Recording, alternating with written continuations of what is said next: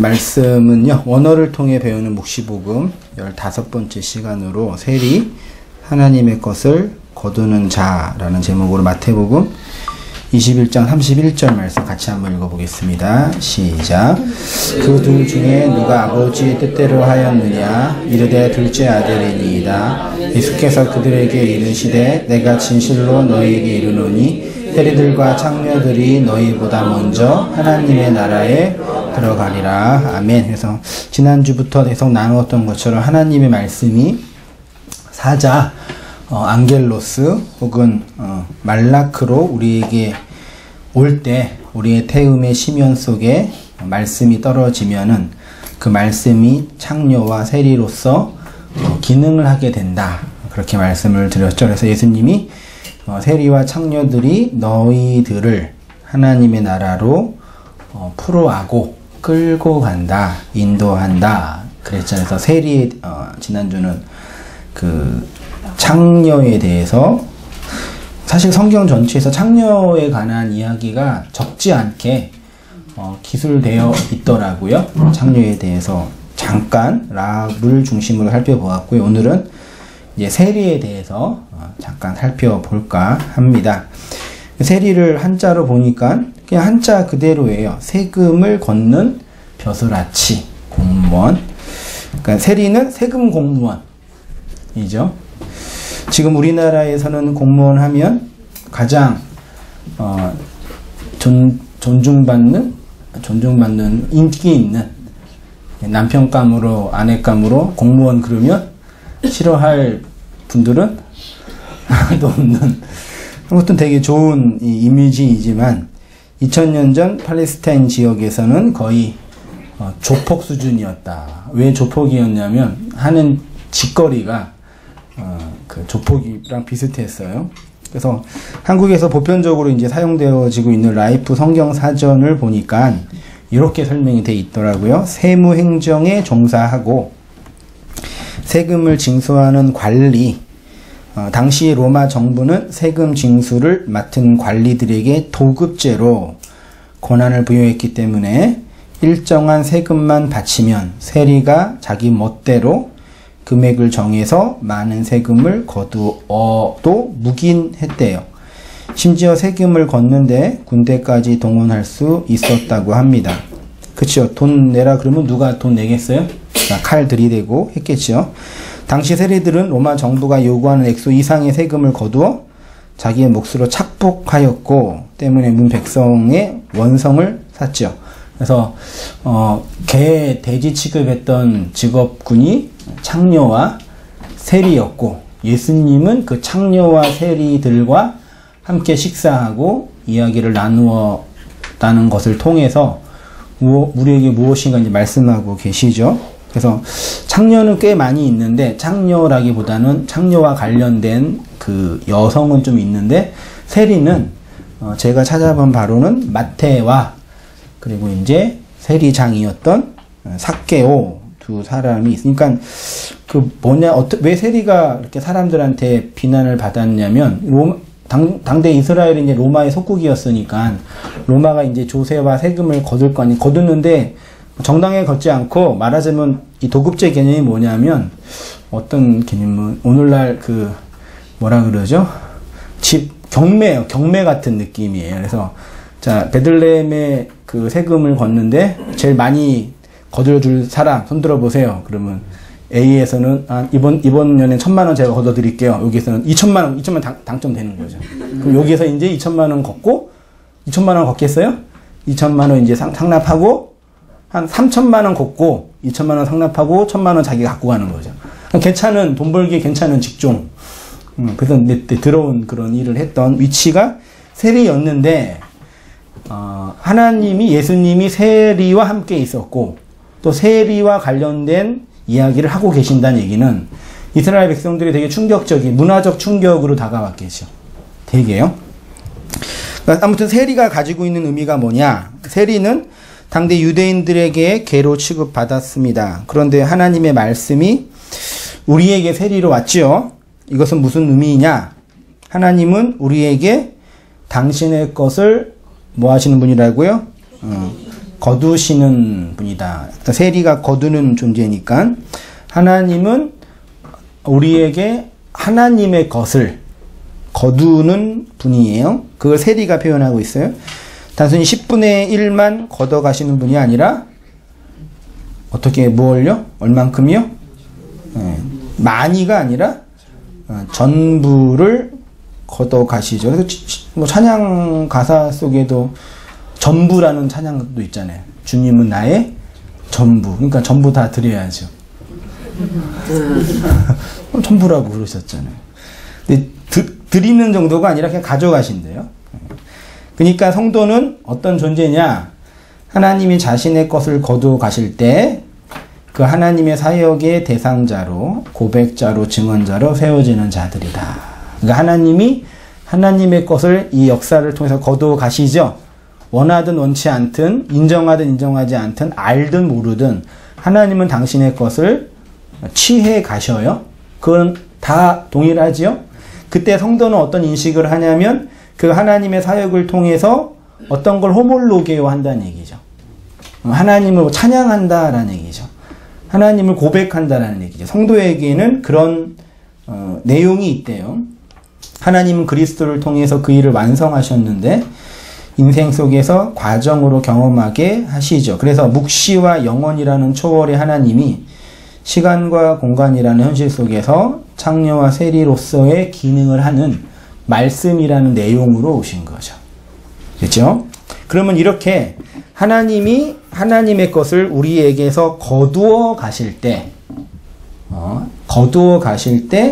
우리는 그 하나님의 거두어 드리는 과정 속에서 어떤 걸 경험하냐? 어떤 걸 경험한다고요? 제가 고통이라는 단어로 표현을 했어요. 하나님이 말씀으로 우리에게 오셔서 당신의 것을 거두어 갈 때 우리가 경험하는 감성적이고 감정적인 경험 내용이 고통이다. 그래서 로마서 8장에서 바울이 구원받은 성도에게 하나님이 약속한 게 뭐라 그랬어요? 로마서 8장에 뭐예요? 구원받은 성도에게 약속한 거. 환난이 이렇게 고통이잖아요.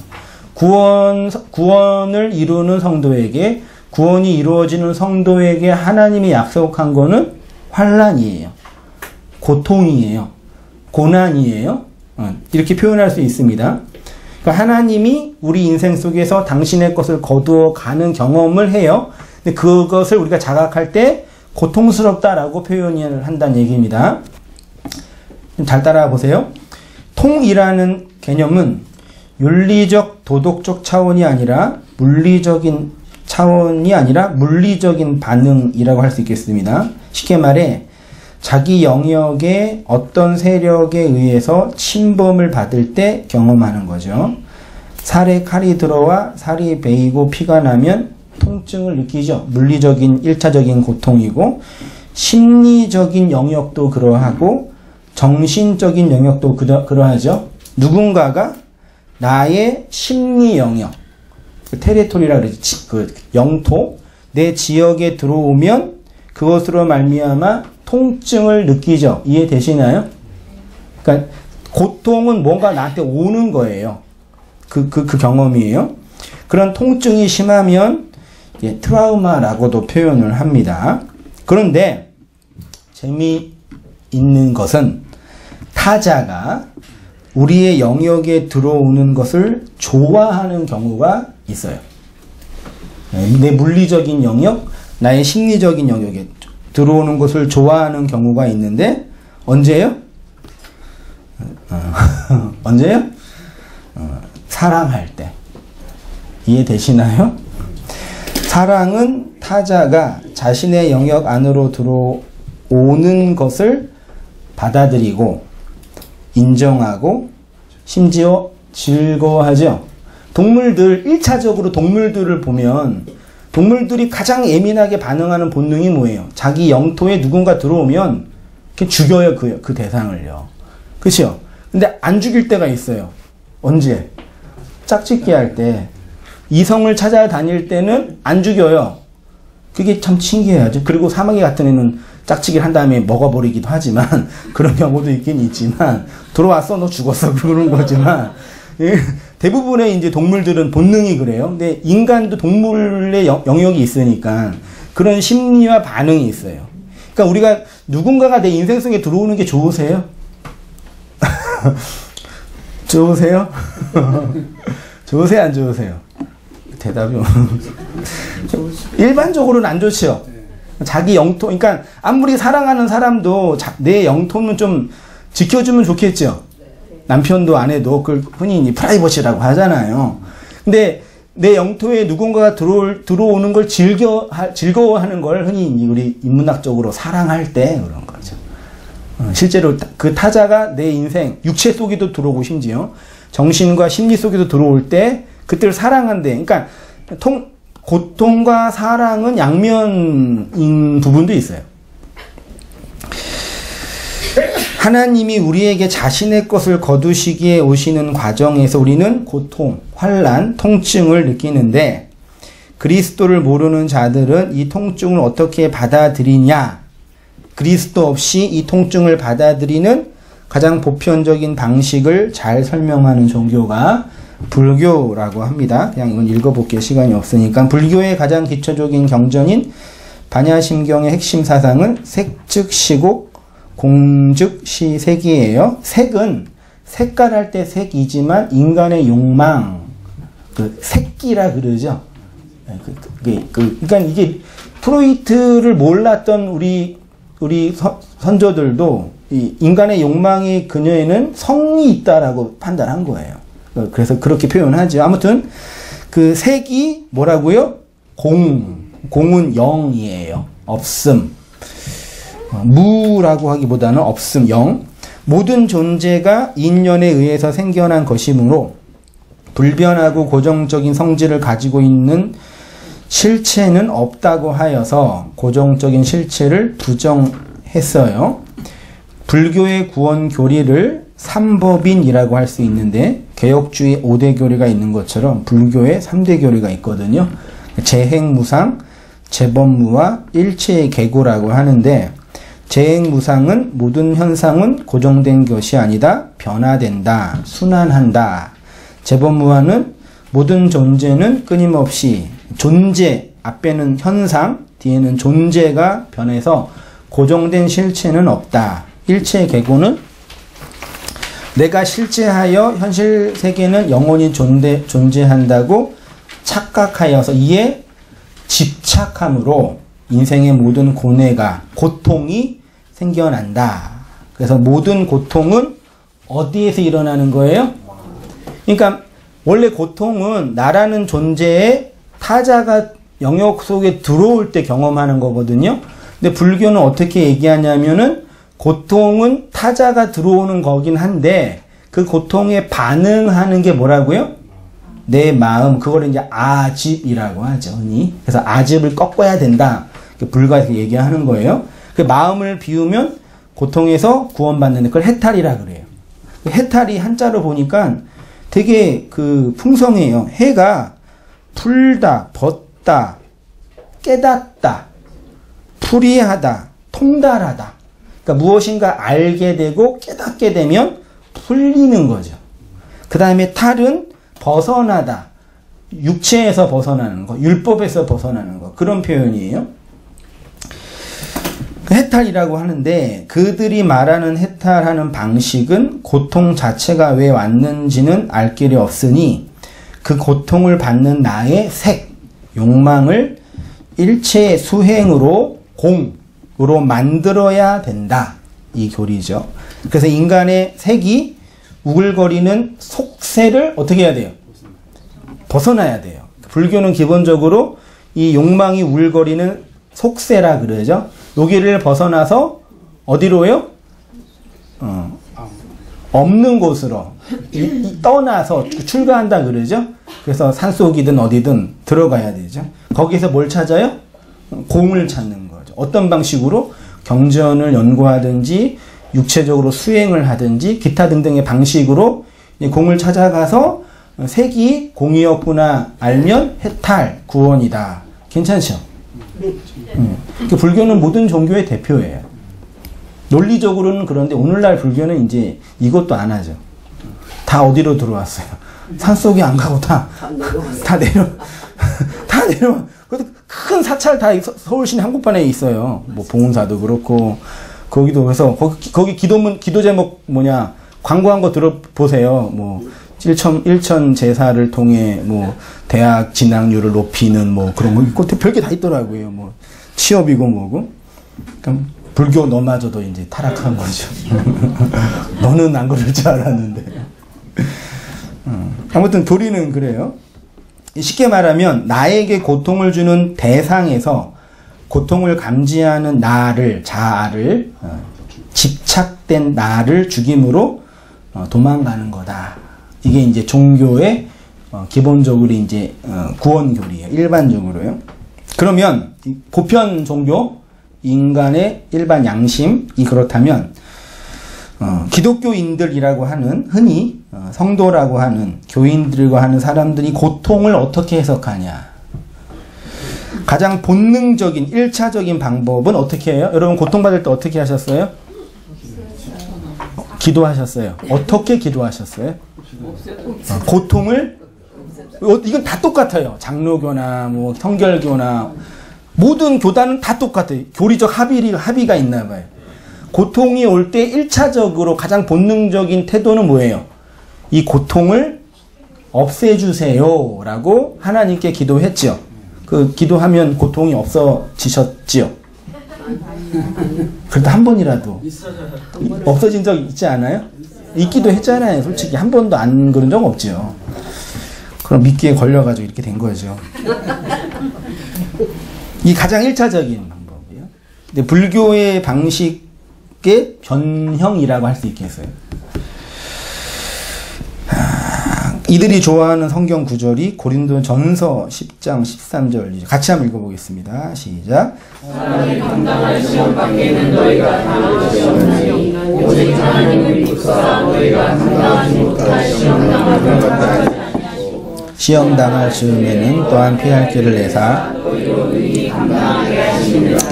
시험이 올 때 감당할 수 있게 하시고 감당 못하면 무슨 길을 주셔요? 피할 길을 주셨어요? 네, 주셨고 또 저는 안 주셨어요. 그냥 죽어 그러시는 것 같아서요. 저는 그랬는데 제가 카페나 블로그나 페이스북에 가끔 이렇게 공부하다가 뭐 감동받거나 그러면 이렇게 글을 올리거든요. 페이스북에는 그냥 이렇게 올리는데 이 말씀 고린도전서 10장 13절 말씀만 그냥 올렸어요. 그대로 올리니까 제 페이스북 친구들이 다 좋아해요. 거의 대부분 아멘하고 좋아요 눌러주고 다른 것보다 훨씬 더 인기가 좋은 말씀이에요. 다 좋아하죠. 이 말씀 새겨서 어려울 때 힘든 일을 당할 때 피할 길을 주시든지 이기게 하시든지 한다. 그래서 이겨내셨잖아요. 근데 이 말씀을 문맥만 원전을 안 보더라도 문맥만 보더라도 어느 문맥이냐면 고전 10장이 그러니까 이스라엘 백성이 출애굽할 때 홍해 도하하고 노뱀 사건을 설명하는 과정 속에 있는 구절이에요. 그러니까 바울이 말하고 싶은 시험은 인간이 의식주 때문에 경험하는 시험과 어려움에 관한 것이 아니라 성도가 출애굽하여서 미드바르 광야 안에서 경험하는 일련의 복음적 사건과 관련돼 있는 거예요. 그러니까 우리가 이 땅에서 경험하는 의식주에 관련된 어려움들을 하나님이 이런 식으로 해결해 준다라는 근거를 댈 수 있는 본문은 아니에요. 그렇다고 그런 의식주의 문제 하나님은 다 상관 안 한다 또 그렇게 말할 필요도 없어요. 네.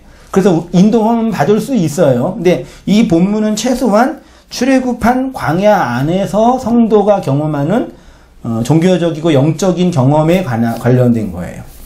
그래서 말씀을 쭉 보면 제가 읽어볼게요. 그런즉 내 사랑하는 자들아 우상 숭배하는 일을 피하라. 나는 지혜 있는 자들에게 말함과 같이 하노니 너희는 내가 이르는 말을 스스로 판단하라. 우리가 축복하는 바 축복의 자는 그리스도의 피에 참여함이 아니며 우리가 떼는 떡은 그리스도의 몸에 참여함이 아니냐. 떡이 하나여 많은 우리가 한 몸이니 이는 우리가 다 한 떡에 참여함이라. 육신을 따라 난 이스라엘을 보라. 제물을 먹는 자들이 제단에 참여하는 자들이 아니냐. 그런즉 내가 무엇을 말하냐. 우상의 제물은 무엇이며 우상은 무엇이냐. 무릇 이방인이 제사하는 것은 귀신에게 하는 것이요 하나님께 제사하는 것이 아니니 나는 너희가 뭐래요? 귀신과 교제하는 자가 되기를 원하지 아니. 이 무슨 뜻일까요? 바울이 이 말을 했다는 얘기는 무슨 의미가 내포되어 있는 것이겠어요? 너희가 귀신과 교제하고 있어, 이 얘기겠죠? 그리고 바울 표현에 의하면 너희가 주의 잔과 귀신의 잔을 겸하여 마시지 못하고 주의 식탁과 귀신의 식탁을 겸하여 참여하지 못하여, 이렇게 쭉 되어 있습니다. 본문이 말하는 시험은 구체적으로 이스라엘의 광야의 여정에서 경험한 여러 일들이죠. 헬라어에 시험하다가 도키마조와 페이라조가 있어요. 도키마조를 영어로 표현할 때 테스트라고 하고요. 페이라조는 템테이션. 도키마조는 테스트, 시험이죠. 템테이션은 뭐예요? 유혹이죠. 그래서 어떤 분들은 도키마조와 페이라조가 다르다. 도키마조는 긍정적인, 하나님 우리한테 좋은 거를 주려고 시험하는 거다, 이렇게 표현. 그 다음에 페이라조는 그러니까 페이라조는 사탄이 하는 거고 도키마조는 하나님이 하는 거다, 이런 식으로 말하는데 그런 부분도 있긴 있어요. 그렇지만 아닌 부분도 많이 있어요. 이거를 두 개로 구분해서 이건 좋은 거, 이건 나쁜 거 하기는 참 어려워요. 그 실제로 여러분이 하나님께 시험을 받을 때 혹은 세상에게 시험을 받을 때, 아, 이거는 하나님이 주신 좋은 시험, 참고 견디면 좋은 걸 주실 거야, 그러셨어요? 아, 이거는 악마가 준 나쁜 시험, 이거는 유혹을 당해서 이겨내래, 그랬어요? 시험이라는 대상을 경험할 때 우리 구분이 가능해요? 불가능하잖아요. 어떤 어려움을 당할 때 이건 좋은 거 나쁜 거 그 자체로 구분하기 어렵잖아요. 결론만 말씀드리면 하나님이 성도를 시험할 때 그 시험을 통해서 궁극적으로 완성하고 이루시고자 하는 그 완성된 것이 시험의 목적. 그게 시험이에요. 그러니까 하나님의 시험, 성경이 말하는 하나님의 시험은 그 시험을 통해서 하나님이 궁극적으로 완성하고자 하는 그 목적이 이루어지는 것. 바울은 이러한 하나님의 시험의 목적이 우리의 인생 속에서 반드시 완성된다고 한 거죠. 그러니까 어려운 일을 당할 때 피할 길을 주시고 안 주고의 문제가 아니라 어려운 일이라는 그것을 통해서 하나님이 완성하시는 그 일이 이루어진다. 이해되시나요?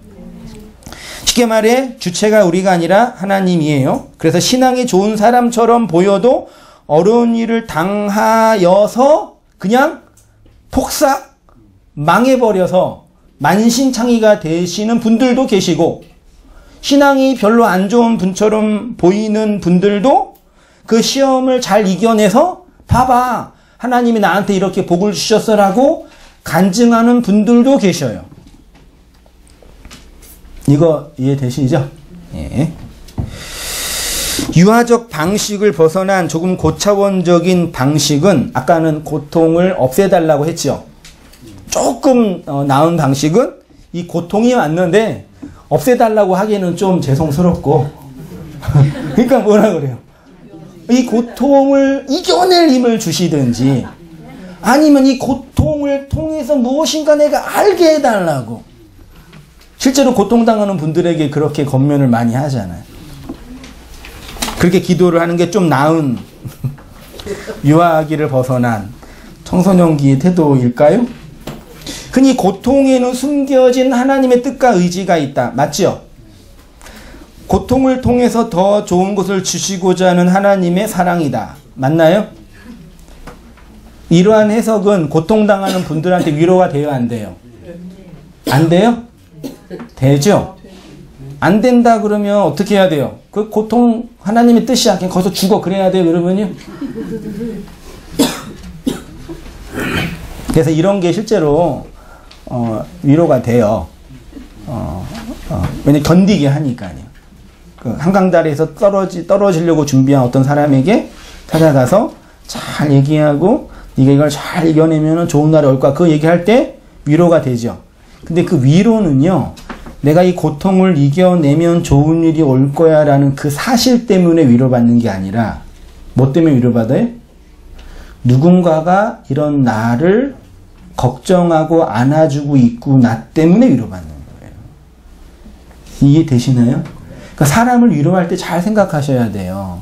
어린아이한테 막 그러니까 유치원생 어린아이한테 사업에 이제 부도의 위기가 있어요. 그리고 집안이 막 어려운 상황에 놓여 있다고 쳐요. 그러면 아버지가 아이한테 사실대로 우리 집 망해, 이제 너희 학교도 못 가, 우리 집 다 흩어져야 돼. 그러면 돼요, 안 돼요? 안 되죠. 그게 사실이라도 부모는 걱정하지 마, 아빠가 잘 지켜서 이겨내게 해줄 거야. 그게 일반적으로 그 아이를 보호하는 거잖아요. 그런 거라고요. 그러니까 삶과 죽음의 경험 속에서 이 죽음을 선택하는 분들의 선택의 기로를 보면 정말 죽은 일 때문에 죽음을 선택하는 분들은 별로 없어요. 어떤 의미에서는요. 그런 어떤 내면적인 한계랑 심리적인 어려움 때문에 어려움을 당하는 거죠. 실제로 고통당하는 사람에게 그냥 그 고통을 받아 운명이야 그렇게 말하는 것도 충분하지 않겠죠. 혹은 고통을 통해서 하나님이 너에게 더 좋은 것을 주시려는 거야 이렇게 말해도 될 수도 있겠지만 본질은 아니겠죠. 그러나 이러한 관점은 고통당하는 욥에게 자신의 견해로 위로하고 격려하고 책망하는 욥의 친구들의 태도와 같은 것이죠. 친구들의 이러한 말은 오히려 고통받는 욥을 더 힘들게 했지요. 하나님이 우리에게 세리로 오신다라는 것은 하나님의 것을 거두어 가는 분으로 오셨다는 얘기죠. 그 거두어 가는 과정에서 고통의 문제를 얘기해서 결국 우리 인생 속에서 이제 우리가 풀어야 할 중요한 화두는 우리가 인생 속에서 경험하는 고통을, 통증을 어떻게 받아들이냐, 혹은 어떻게 해석하냐, 혹은 어떻게 인정하냐, 혹은 어떻게 극복하냐 영역이. 인생을 오래 살면 오래 살수록 고통에 대한 이해가 더 깊어지겠죠. 자기가 경험한 고통이 많이 있으니까, 당한 게 많이 있으니까요. 그렇지만 그것들을 하나님의 말씀과 진리의 진리로 해석하지 못하면 고통만 많이 당하는 거지 실제로 내 인생의 유익은 없는 거죠. 그래서 이 다른 부분 들어가기 전에 내 인생 속에서 내가 경험하는 고통, 타자로서의 하나님이 역사와 시간을 통해서 건네주는 말씀의 내용으로 당하는 고통을 어떻게 받아들이고 해석하고 있느냐가 이제 중요한 우리 존재의 회복의 문제라고 생각이 들어요. 근데 그 부분을 삭개오를 통해서 한번 이렇게 설명해 볼게요. 성경에 세리의 대표로 삭개오가 있는데 본문 누가복음 19장 1절 이하 같이 한번 읽어보겠습니다. 시작. 여기서 여리고로 들어가시더라. 삭개오의 이름하는 자가 있으니 세리장이요 또한 부자라. 예수께서 다른 사람과 보좌에 귀가 작고 사람이 많아 할 수 없어 앞으로 달려가서 보기 위하여 돌무화과 나무에 올라와서 이는 예수께서 그리로 지나가게 되미로라. 예수께서 그곳에 이르사 쳐다보고 이르시되 삭개오야 속히 내려오라. 내가 오늘 내 집에 유하여야겠나이다 하시니 급히 내려와 즐거워하며 영접하거늘 무사람이 보고 수근거려 이르되 저가 죄인의 집에 유하러 들어갔도다 하더라. 삭개오가 서서 주께 여짜오되 주여 보시옵소서 내 소유의 절반을 가난한 사람에게 주겠사오며 만일 누구의 것을 속여 빼앗은 일이 있으면 내 갑절이나 갚겠나이다. 예수께서 이르시되 오늘 구원이 이 집에 이르렀으니 이 사람도 아브라함의 자손이로다. 인자가 온 것은 잃어버린 자를 찾아 구원하려 함이니라. 예수님이 어디로 들어가셔요? 여리고라는 지역. 라합이 어디에 살았어요? 여리고에 살았죠. 그 율법으로 가득한 세상의 성이죠. 그 성으로 누가 들어가요? 은혜인 예수가 침공해서 들어가는 거예요. 들어가서 그 성을 장악하니까 어떤 일이 벌어져요? 삭개오가 소유의 절반을 팔아서 가난한 자들에게 주고 거짓되게 속여 빼앗은 것이 있다면 4배로 갚겠다라는 다짐을 받아요. 그리고 아브라함의 자손이, 여리고에 사는 자가 하늘의 자손이 되고, 예수님이 이렇게 인자가 온 것은 잃어버린 자, 하나님이 잃어버린 자를 다시 거두러 오신 거죠. 하나님이 뿌린 씨를 거두러 오신 거죠. 표현하자면요. 한번 삭개오는 여리고에 있고 키가 작아요. 그래서 어떻게 했어요? 옛날 성경에는 뽕나무에 올라가서 그의 키 작은 단점을 극복했어요. 이렇게 우리도 우리의 약점과 단점을 믿음으로 극복해야죠. 이런 설교 많이 들으셨죠? 여기에서 키가 마태복음 6장의 염려함으로 해결할 수 없는 그 키 있죠. 또한 에베소서 4장 14절에 그리스도의 장성한 분량에서 장성한이 키예요. 헬리키야. 그러니까 우리의 힘으로는 그리스도의 장성한 성숙됨으로 성장하지 못하는 그 키예요. 그래서 삭개오가 키가 작았어요. 또 율법 안에서 부자였잖아요. 자신의 힘으로는 그 키를 더할 수 없는 삭개오에게 그리스도로 말미암아 그 키가 완성된 거죠. 세리장이라고 번역된 단어가 알키텔로네스라고 하는데, 알키는 아르코라는 뜻으로 시작하다라는 동사인데, 요한복음 1장에 태초의 말씀이 있었죠. 그 태초가 엔 아르케잖아요. 아르케가 이거의 명사형이에요. 시작이란 뜻이에요. 텔로네스는 세금을 징수하는 공무원, 세리이고, 또 텔로스라는 단어에서 왔는데 많이 살펴본 것처럼 종결, 마침, 완성, 세금이에요. 에베소서 4장 14절에 온전함이라고 번역된 텔레이오스는 텔로스의 형용사형이고요. 요한복음 19장 30절에 예수님께서 다 이루었다고 할 때 텔레오는 텔로스의 동사형이에요. 같은 거란 얘기예요. 그러니까 무엇을 말씀드리고 싶냐면, 예수 그리스도가 완성하신 율법이 우리에게서 어떻게 이루어지냐? 우리에게 그 마지막 하나를 다 거두어 가심으로 이루어지죠. 세리장이라는 단어가 갖고 있는 의미는 하나님께서 시작하신 알키, 아르케 것을 거두어 드린다. 텔로네스. 그래서 하나님이 시작한 것을, 하나님이 뿌린 것을 하나님이 거두어 들여서 완성한다. 그게 알키텔로네스, 세리장이라는 단어가 가지고 있는 의미예요. 이렇게 예수님이 세리장이 삭개오의 집에 들어가니까 삭개오가 어떻게 변화되었죠? 첫 번째로는 소유의 절반을 가난한 자에게 주겠다 했고요.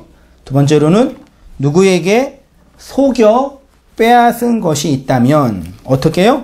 내 갑절로 갚겠다라고 했죠. 그렇게 말하고, 그러니까 예수님이 오늘 구원이 이 집에 있다라고 선포했습니다. 삭개오가 어떻게 구원받았냐? 현대의 전천년주의자들, 복음주의자들이 말하는 것처럼 예수를 영접해서 구원받은 거죠. 그건 맞아요. 그럼 영접의 내용이 뭐냐? 자신의 소유를 반으로 쪼개어서, 자신의 소유를 반으로 쪼개어서 누구한테요? 가난한 자. 여러분의 모든 소유를 반으로 쪼개어서 반 나오죠? 그거 가난한 사람한테 줄 수 있어요? 무슨 말이에요 이게 지금?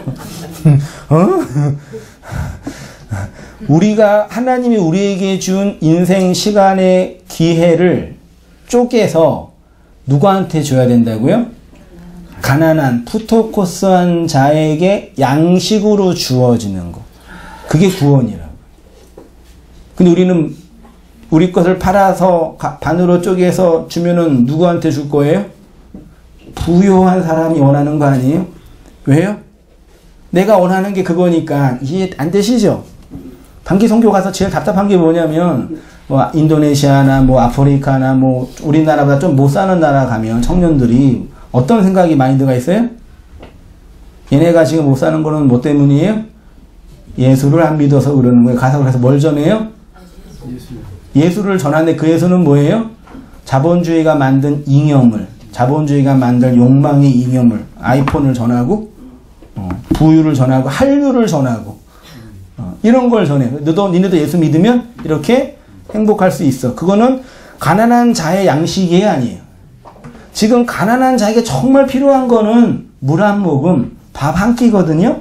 우리가 가지고 있는 우리의 것을 팔아서 소유로 만든 거는 그런 가난한 자를 풍요롭게 하는 양식이 아니라 인간의 욕망 덩어리, 이 자본주의가 만든 이상하게 만들어놓은 그 욕망의 잉여물들이에요. 별로 그의 존재를 살릴 수 없는 껍데기들. 우리는 다 그거 가지고 살잖아요. 인생들이. 우리가 정말 고통받고 아파하고 힘들어하는 이유는 가난한 나를 먹여 살리는 그 양식이 없기 때문에 아파요. 아멘. 이럴 때 아멘 하면 좋은데. 아, 이게 맞아야지. 여러분, 그것 때문에 가난하잖아요. 아멘. 쫄지 마세요.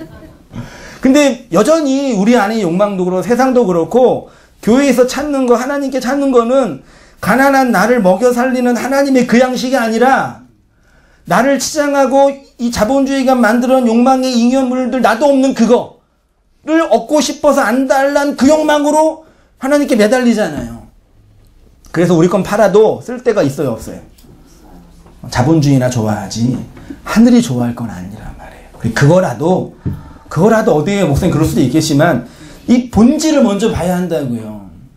그러니까 우리가 지금 이 세상에서 이 문명사회에서 만들어 놓은 이 세상이 만들어 놓은 사회와 문명이 만들어 놓은 이것들은 다 이 어떤 찌꺼기들이라니까요. 진짜 인간의 존재와 본질을 살게 하는 그 원액이 아니에요. 입고 있는 거, 사고 있는 거, 뭐 누리고 있는 모든 것들이요. 우리도 이 세상에 살고 있기 때문에 여기에서 완벽하게 자유로울 수는 없어요. 그렇죠? 또 아이들도 키우고 있고. 근데 그 본질에 대한 이해가 있어야 된다고요. 이해되시죠? 네. 안 되시면 집에 가서 생각해 보세요. 도대체 무슨 말 한 거야? 그래서 삭개오가 내 거를 파니까 가난한 자들을 살릴 수 있는 양식이 있었다는 얘기예요. 그래서 반으로 쪼갠 거예요. 여러분 거 팔면 나와요? 하면 해야죠. 네, 그래. 나 그거 얻으려고 온 거죠. 그래, 이제.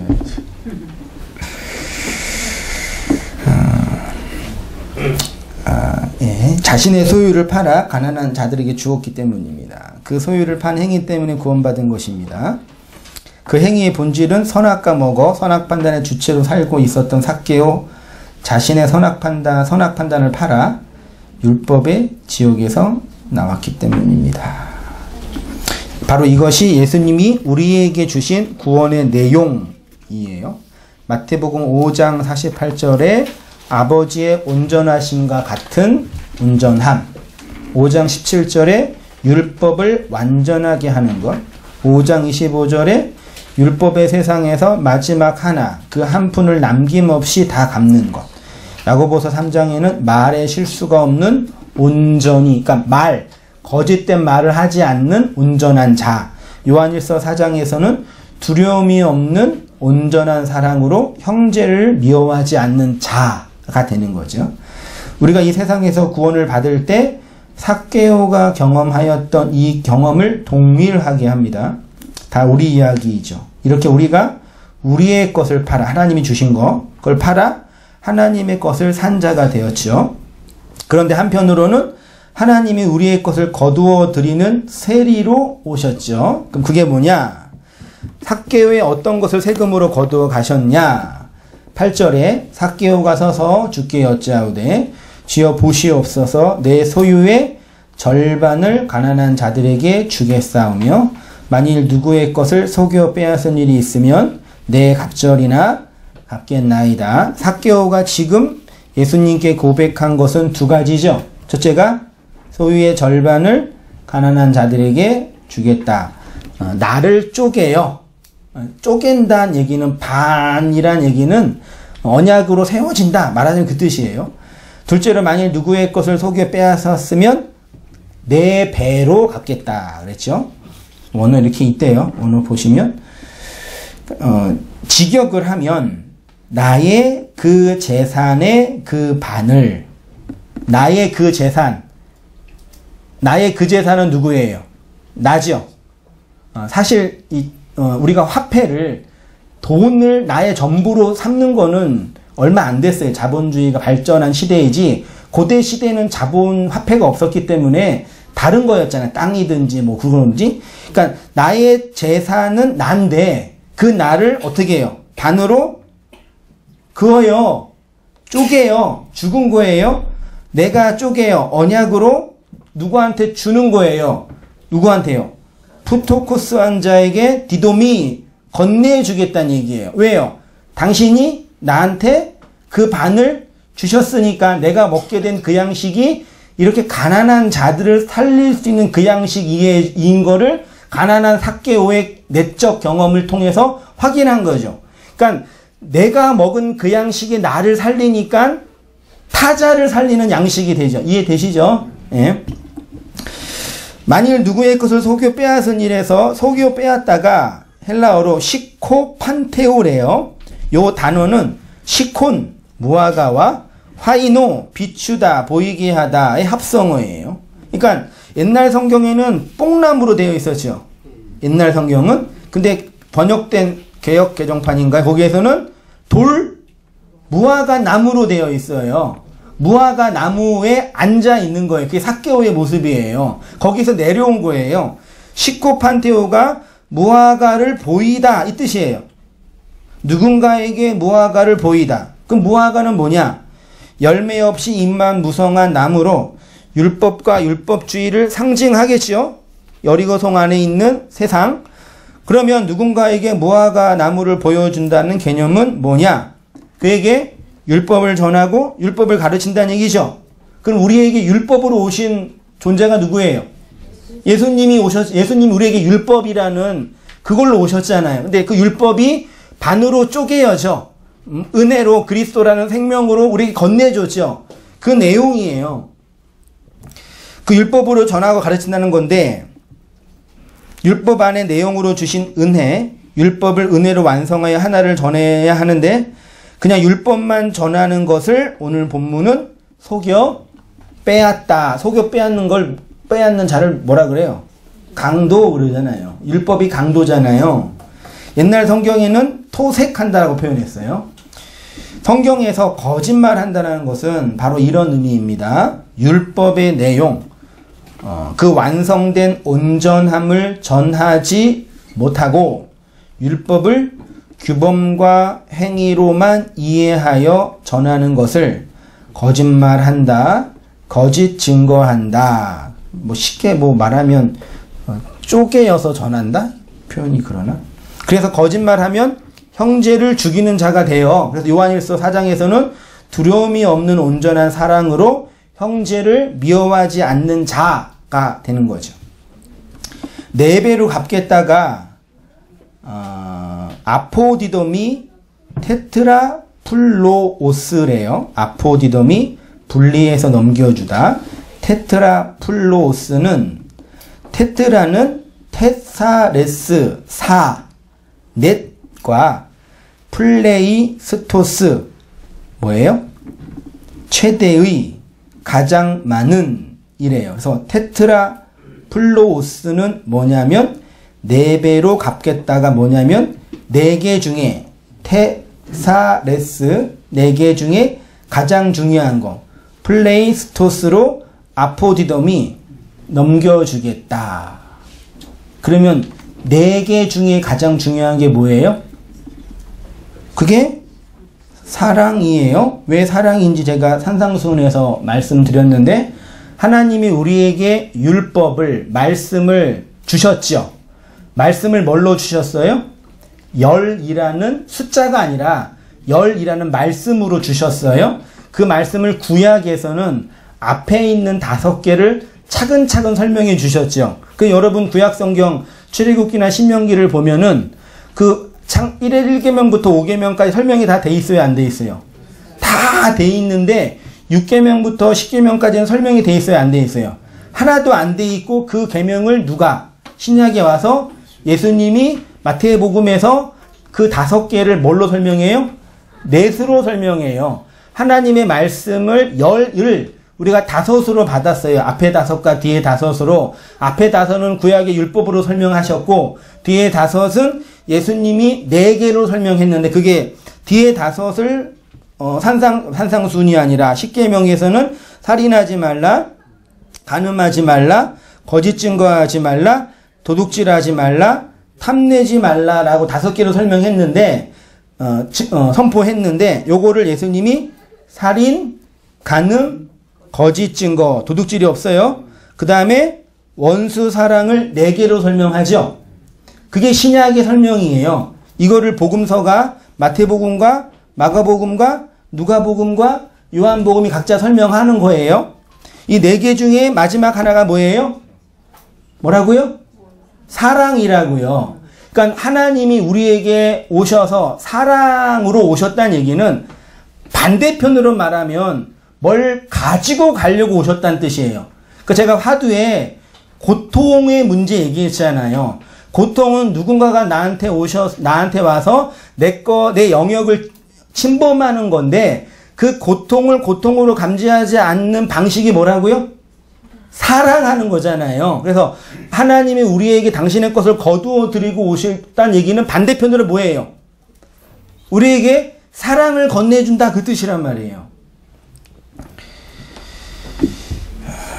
그러니까 삭개오가 비로소 사랑하는 자, 율법을 은혜로 완성하여 하나가 되었기 때문에 장성한 자, 온전한 자가 되어서 이제 다른 이에게 그 사랑을 전할 수 있게 된 것입니다. 그러자 예수님이 뭐라고 하냐면 구원이 이 집에 이르렀다라고 하죠. 예수님이 세리장으로 우리에게 오셨습니다. 자신의 것을 반으로 쪼개어 언약으로 넘겨주셨고 4개 중 가장 중요한 사랑을 건네주셨습니다. 우리에게 임한 말씀은 이렇게 완성되어 흘러가죠. 또한 다른 편으로는 예수님이 삭개오의 재산을 빼앗아 가셨죠. 빼앗아 가셨죠. 근데 삭개오가 뺏겼다고 고백해요? 안 하죠. 왜요? 4개 중에 가장 중요한 사랑으로 그거를 받았으니까요. 맞죠? 그걸 건네준다라고 표현해요. 이걸 역설이라고도 말할 수 있겠죠. 그래서 사랑은 고통을 이겨낸다. 누가 그렇게 얘기해요? 세상이 다 얘기하잖아요. 그러니까 인류가 이건 진리와 그리스도를 떠나서라도 보편 인류가 자신의 인생과 역사 속에서 고민하는 중요한 화두는 뭐예요? 사랑의 문제와 고통의 문제예요. 근데 여기에 이제 나는 뭐 하고 있어요? 무엇인가 소유하고 있죠. 그걸 불가에서는 뭐 아집이라고 하죠. 집착이라고 하는데 소유하고 있는 나의 고통과 사랑이 어떻게 해석되어지냐. 진리의 영역이 아니라 본질적으로요. 그래서 사랑은 고통을 이겨낸다고 흔히 말합니다. 어떤 이는 하나님의 것을 거두어 갈 때 아각거리며 억울해하지만 그러죠. 성도는 4개의 가장 중요한 것으로 건네주며 구제하는 삶을 살아가는 것입니다.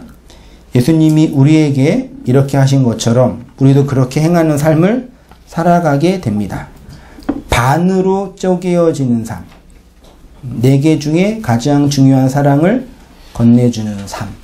그렇게 살아가게 되는 거죠. 그렇게 살아가면서 하나님의 생명으로 오롯이 세워가는 이 모든 성도님 되시기를 축원하고 부탁드립니다. 기도할게요. 하나님 아버지 은혜와 사랑을 감사합니다. 우리에게 말씀으로 오신 그리스도의 내용을 창녀와 세리라는 주제로 우리가 이해하고 받아들이는 것에 대해서 나누고 배웠습니다. 오래전 여리고 성에 있었던 삭개오에게 찾아와서 그 하나님의 생명의 내용을 하나하나 가르치고 건네주셨던 것처럼 지금 우리의 인생 역사 속에 찾아오셔서 하나님의 그 말씀을 건네주시고 세워주고 계심을 또한 말씀들을 통해서 발견하고 깨닫게 되었사오니 그 은혜의 내용을 따라서 오롯이 살아가는 저희의 모든 인생과 삶이 다 되어지도록 하나님 인도해 주시고 은혜 내려 주시옵소서. 그리스도가 건네준 사랑이 하나님의 것을 거두어 드리는 내용인 것을 고백함으로 진정한 주님을 향한 사랑과 형제를 미워하지 않는 믿음으로 살아가는 저희의 모든 삶이 다 되어지도록 주님 인도하여 주시옵소서. 감사드리며 예수님의 이름으로 기도합니다. 아멘.